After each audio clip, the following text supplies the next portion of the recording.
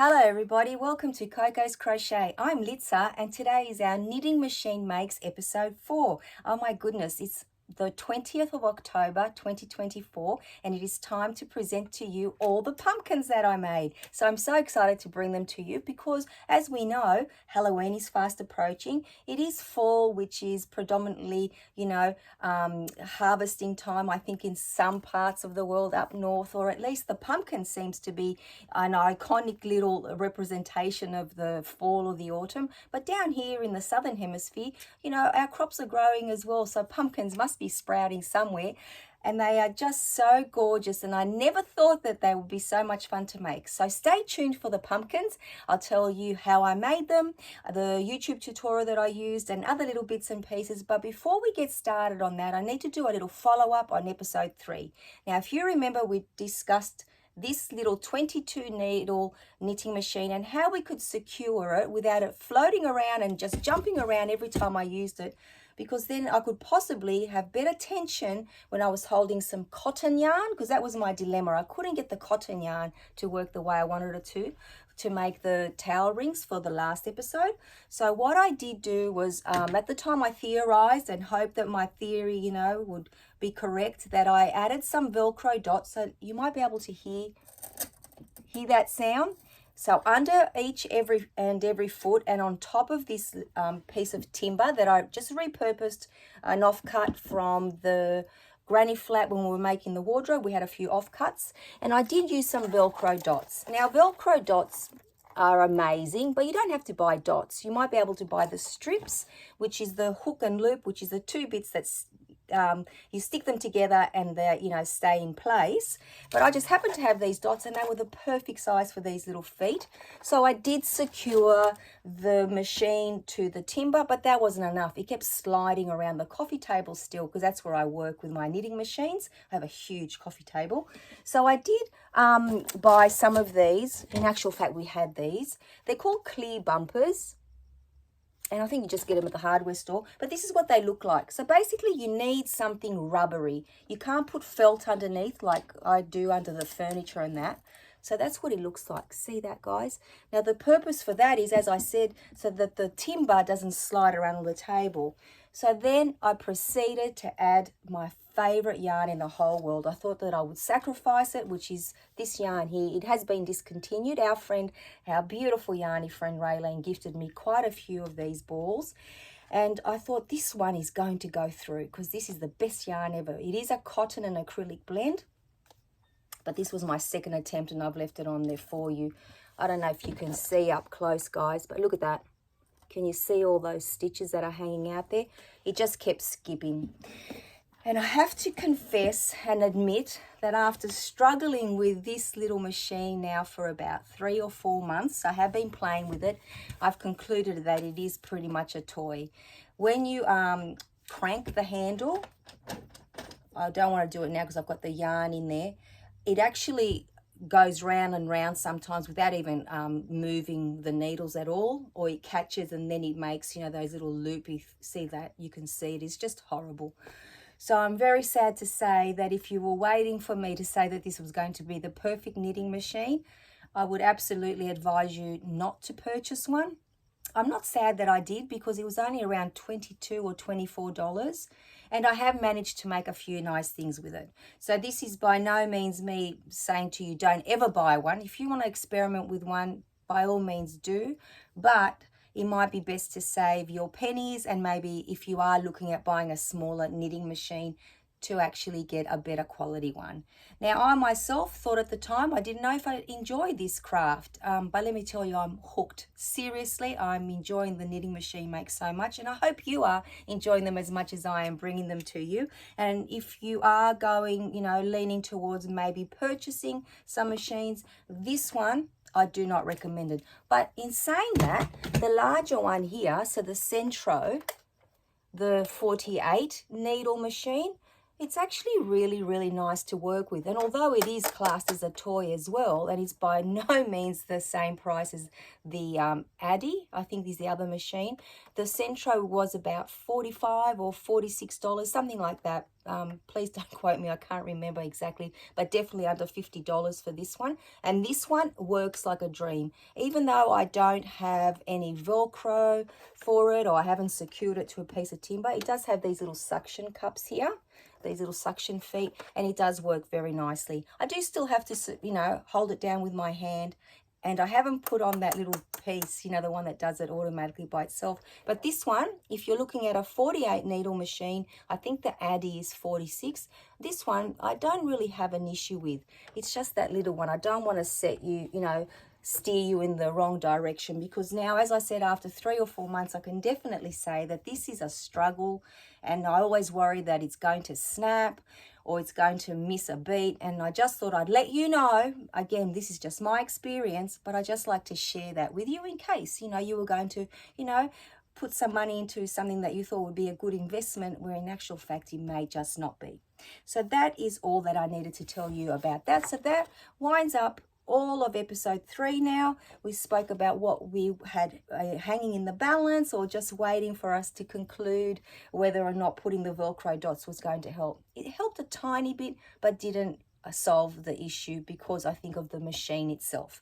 Okay, so let's talk about pumpkins now. I'm so excited. Let me show you my little pumpkins, and then I'll talk about them. I have them here on a little tray for you, and I shall bring them to you one by one. What I opted to do was put little cinnamon sticks instead of the actual, you know, little stem and the leaf. But here's my bigger one here. Now this one was made using my Spot Saver USA style yarn here. It's upside down. Now from this skein here, and this was a complete 200-gram ball, I made 2 pumpkins, and I'll show them to you now. And I love this color, and of course it's called pumpkin. Now this is 100% acrylic. I put it through the 48 needle machine, knitting machine, and it worked through that like a dream. It was beautiful. So let me just pop the yarn down to the side, and let me show you my pumpkin once again. Oh my goodness, I am so in love with these little things.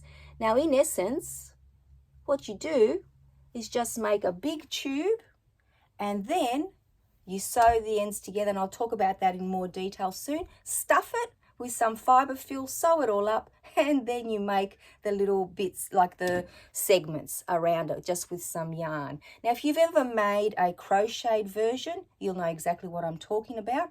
Otherwise, oh my goodness, I highly, highly recommend you make one of these. You will be addicted. So that's my medium size one there. And then I made 2 little baby ones. Now these did go through, and look at that, this a little bit thinner, the cinnamon quill, because it actually snapped, like it broke off when I was cutting it, the cinnamon bark. But that's okay, I wanted a smaller piece anyway. And it is quite fragrant and aromatic. I do love that. I made these a couple of days ago, so it's not as strong, the smell, but it does make your room feel like, smell so beautiful. Again, you know, that pumpkin spice smell that we all talk about.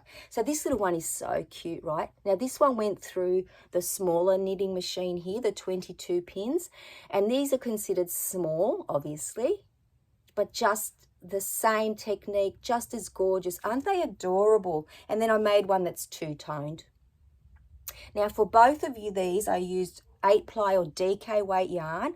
One of them was just my Marvel orange acrylic yarn, 100% acrylic, and this one here was in millends, but it is 100% acrylic, but it does have all these beautiful colors and tones through it. Again, very, very much, you know, it says to me, I want to be a pumpkin. Now I did see some people make them with some greens through the yarn as well, which looked absolutely gorgeous, but I didn't have a yarn that was suitable, so I just ran these through the machine. And these did, like this yarn did go through this machine quite nicely, I have to say. Even though it did jam a bit and I had to slow down, I didn't have any trouble at all.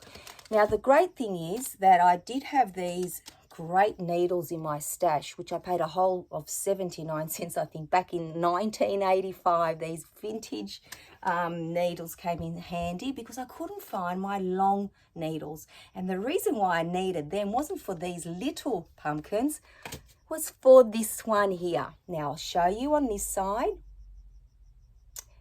He has no stem yet because he is a Halloween pumpkin. Is that like a jack-o'-lantern? So I haven't actually sewn on these felt pieces. I've just pinned them on, but even that's quite effective. So I wonder what you think of him. Now he is an extra large size. Excuse me. And he was so much fun to make once again. So let me tell you about the pattern, the little bits and pieces that I needed, and how you modify it to get the different sizes. So I might put him here. There we go. He can be looking at everybody from up there. There we go. So the pattern or the YouTube tutorial that I used is by Calumet, Calumet Knits. Beautiful tutorial, but you do need to know how to cast on and cast off on the knitting machine. And the way that you do it for this pattern, it's exactly like a beanie. You don't need any waste yarn because you actually start off the beanie, beg your pardon, the pumpkin, and then you pick up your stitches as you go with that hooked needle, which was perfect. And then you just draw, like put them inside each other so you have like a half, and you pull them together and you sew them together so you make this bit here. I'm not really explaining it very well. So basically you cinch them in together, both of them, tie them together, and then you have what looks like a beanie. And then you turn it upside down so the cinch part is on the bottom, and you bring the sides up and you plump it up, and then you fill it with fiber fill to the size that you needed. And then at the very top with your straight needle, or even with your, whichever needle you use, it doesn't really matter. Every second, lots of stitches. So that's considered one stitch. So when there's two, yeah, you can see there's like two, almost like the V on top of when we're crocheting. You skip one and then you put it through the other two. So you do that all the way around, and then again you cinch it together, and then all you do is get your long thread of yarn, your long piece of yarn, and you thread it through and tighten it so that you can make the segments.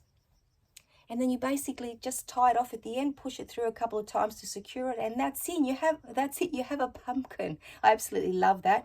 Now I chose to use, as we said, the cinnamon quills or sticks, and all I did was hot glue them in there, and that was very simple. And for our little pumpkin here, our little Halloween pumpkin, I just used some felt. I guess you could use any color felt that you like, and just cut the little triangles out and made the little mouth. So that was very easy. The only reason why I haven't glued the features on, the eyes and the mouth, is I'm not sure if I'm going to make him into a Halloween pumpkin or knit the stalk or the stem and some leaves for him. We'll see how we go. But that's it.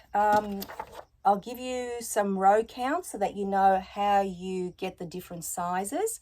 So on the small knitting machine, these were, believe it or not, 40 rows, because remember you halve them. So if you wanted to make a slightly higher pumpkin, like a, bigger, not so much in width, or maybe, but to make it a bit, wider, taller, you could probably do a few more rows, but these are 40 rows each. And then they're considered small. Now this one is considered a medium-sized pumpkin, and this one was 60 rows on the 48 needle machine, the bigger needle machine. I jumped the large size, which would have been, so 40, 60, 80 would have been the large one, and I went to 100 because I wanted this to be as chubby as possible and a little bit higher when I made him. So I was doing this to it when I was actually filling it, because I didn't want to squish it down too much.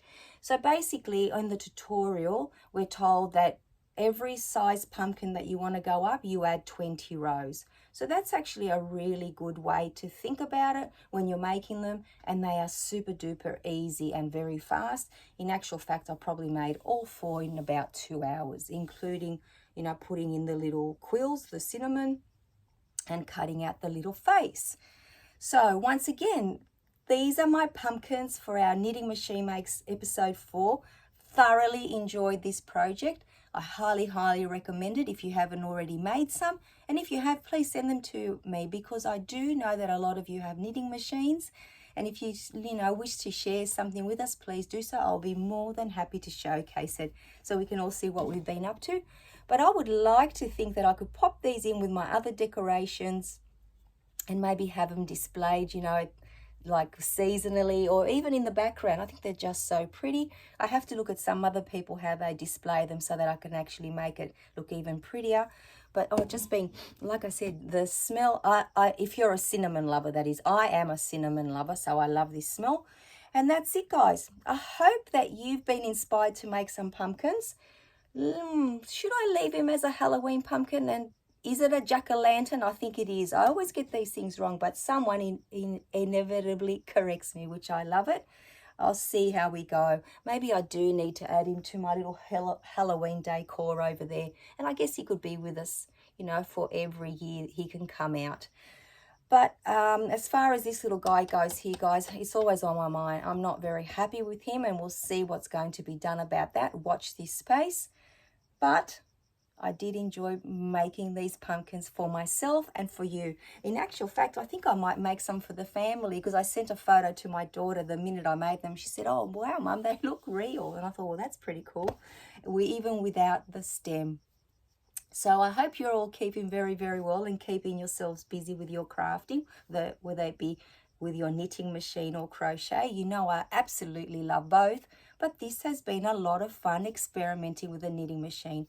I'm not sure what episode 5 will bring us, but stay tuned, because in about a month's time I'll be coming back to show you something new, or something new to me anyway. I always have so much fun, finding something, and I love bringing it to you. So until I see you all very, very soon, take care, everybody. Bye-bye for now.